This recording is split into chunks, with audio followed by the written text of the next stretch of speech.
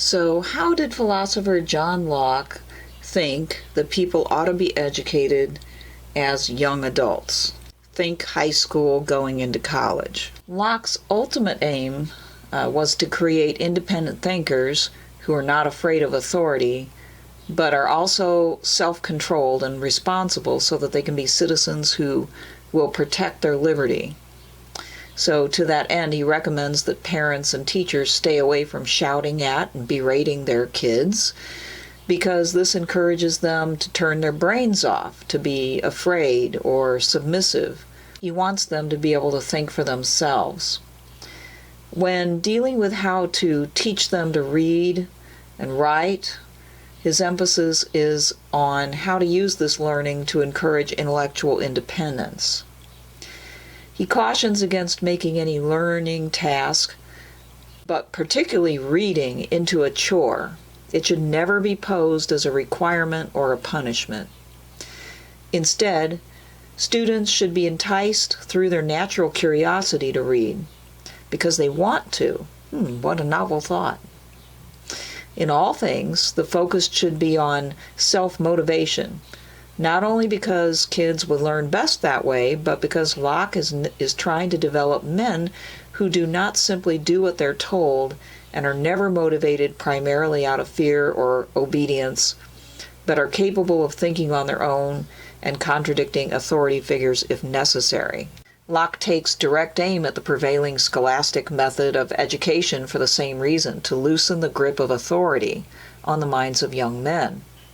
By Locke's account, the education of his day was one of memorization, dead languages like Latin and Greek, abstract logic, forced learning, and corporal punishment. He argued that an education which emphasizes memorization of large quantities of verses or prose makes a pedantic, not an independent, thoughtful man. Instead of focusing on Greek and Latin and spending much time on logic and metaphysics, he recommends such subjects as geography, astronomy, chronology, anatomy, besides some parts of history, and all other parts of knowledge of things that fall under the senses. He specifically recommends that young men be taught the Copernican system, heliocentrism. He addressed the old aristocratic concern for a humanistic and largely impractical education in his view. And we find Locke defending himself against the charge that somehow his new way of educating young men would leave behind the old focus on God and theology that was so prominent in university education of his day. Locke understands that some may think that his rejection of a classical education and his admiration of science leave no room for God. He tries quite transparently to evade charges of atheism by saying that God's power can be understood as the supernatural ordering of natural forces. For instance, he argues that we can think about the biblical flood as caused by God temporarily altering gravity, which he argues is no harder to believe or understand than gravity itself, which cannot be explained anyway. That makes sense to me. And he insists that God is necessary to explain some aspects of nature that go beyond the matter and motion that we can understand. So he sees no danger in teaching young men science when it comes to, danger to religion, and indicates a way of making science and religion compatible with their education. On the other hand, he cautions against early reading of the Bible, because he thinks that youthful minds may not be able to handle the more spiritual side of biblical teachings and might become superstitious and fearful rather than truly good. So the implication is that young men will learn how to think for themselves with the former content, but would again be urged towards fear and obedience to authority by too much concentration on the latter. When a young man was ready to go to college, he needed a new higher education. At the time that Locke was writing, the great universities were bastions of the gentry and the clergy, and defenders of a traditional scholastic education, which venerated Aristotle and denigrated practical and applied pursuits. Contrary to Locke's recommendations, the gentlemanly education of the day downplayed science. A young man was educated in the ancient languages so that he could read the classics in the original. He also learned theology. The route for most of the upper class would have been the traditional education offered up at the universities. Locke is writing to a member of the gentry in Some Thoughts Concerning Education, but he's offering up a very different route to education, one that emphasizes experiential and applied learning and the sciences and the arts associated with commerce. He's doing this at a time of great social change in England. So what was going on? Well, the reputation and power of the gentry and the clergy were giving way to the reputation and power of the businessman and professionals. He was a product of Oxford himself, but Locke turns against the old university's priorities and thus against their idea of the gentleman in favor of a new manly ideal, one that not only encourages scientific and economic knowledge, but civility. Locke thinks that members of his society need to rethink their old source of status, the liberal but not practical education, and embrace a new source, solid scientific knowledge, productivity, and the proper social graces to get along and become influential in a new world. In this new world, family connections mattered less than self-made relationships. So I hope you're beginning to see in Locke's treatment of education the origins of this liberal and now neoliberal idea that a classical education is worthless, that reading the old literature or understanding old languages or really any other language other than the language of commerce is kind of a waste of time. But the problem is Locke was interested in producing citizens, and I think what Locke didn't understand is that this type of practical education that he was promoting is not necessarily the best education for producing citizens who can defend their liberty.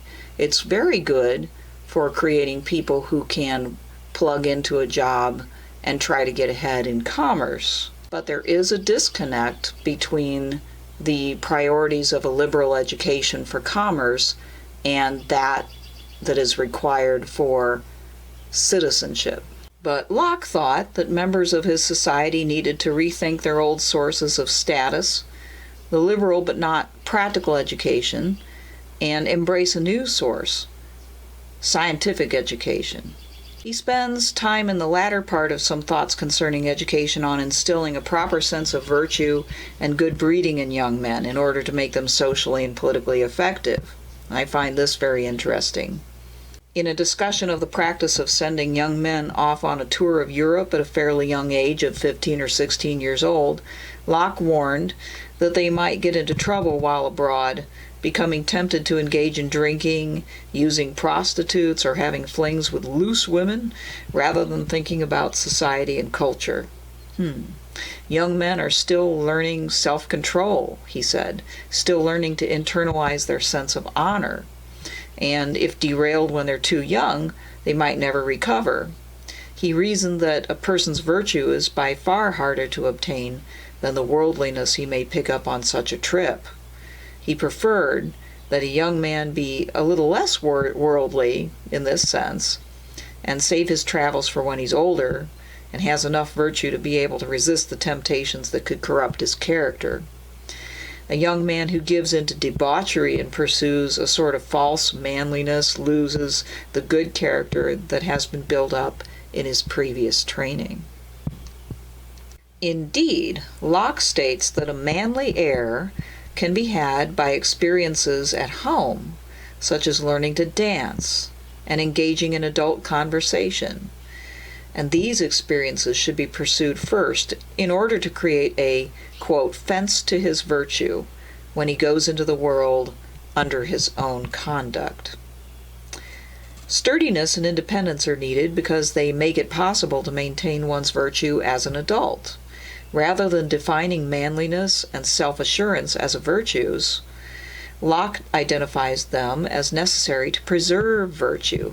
Manliness is a sort of forbearance and strength that is needed in a corrupt and corrupting world. It is a steadiness that helps a person hold up in difficult or dangerous times. He understands that the desire to be manly is a strong motivator in the lives of young men, but the typical practice is to pervert it with too many experiences too soon. If a young man has been sheltered and lectured to about virtue, but has not been taught at home about the real world with its many vices and dangers, upon being loosed upon the world, he's likely to pursue a frivolous masculinity reminiscent of young Hal in his escapades with Falstaff in Shakespeare's famous Henry IV, which is my favorite Shakespeare play. Locke identifies manliness with confidence, which makes men able to stick to principles of justice, generosity, and sobriety, joined with observation and industry, qualities which he judged schoolboys do not learn much from one another. These are the qualities that make an individual successful in the world in which he must work hard and get along with many types of people. So Locke says that no nation can retain its reputation for courage and bravery if it has become corrupt and has no discipline. He takes the primary source of shame in the medieval era, cowardice, and replaces it with condemnation of wantonness, laziness, and lack of sobriety. Valor and courage have their place. Locke acknowledges the absolute necessity of having men ready and able to defend their country. However, what is even more important, according to Locke, is moral virtue, without which there cannot be the self-control or knowledge necessary to differentiate between rashness and true bravery. He treats the relationship between learning and virtue in the same way. If children are educated very well, even in Greek, Latin, and logic, if they are not also bred to be virtuous, the education will not take root, and a man will appear, quote, impertinent and intolerable in conversation, end quote. Locke expresses a very similar thought when he distinguishes between wisdom and cunning. A cunning man is eventually discovered, and the price he pays is the loss of others' trust, whereas a wise man, by implication, is able to enjoy the regard he deserves. Locke sums up the difference between these true and false qualities of character thus. Courage, he says, in an ill-bred man has the air and escapes not the opinion of brutality. Learning becomes pedantry, wit becomes buffoonery, plainness rusticity, good nature fawning, and there cannot be a good quality in him which want of breeding will not warp and disfigure to his disadvantage. So, to kind of sum up, in order to be truly accomplished, according to Locke, a man has to have all of these attributes: virtue, worldliness and civility, polish. Unlike a soldier, the new gentleman cannot be raw or awkward and still be admired. He must have the knowledge of a man of business and the carriage suitable to his rank. And he must be eminent and useful in his country, says Locke, according to his station.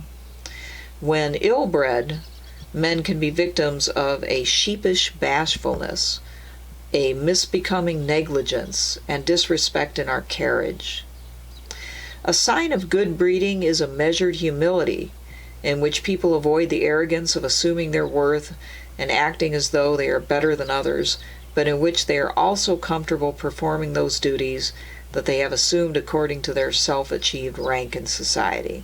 Finally, along with true virtue and polish must come worldly knowledge, but not the kind obtained in taverns.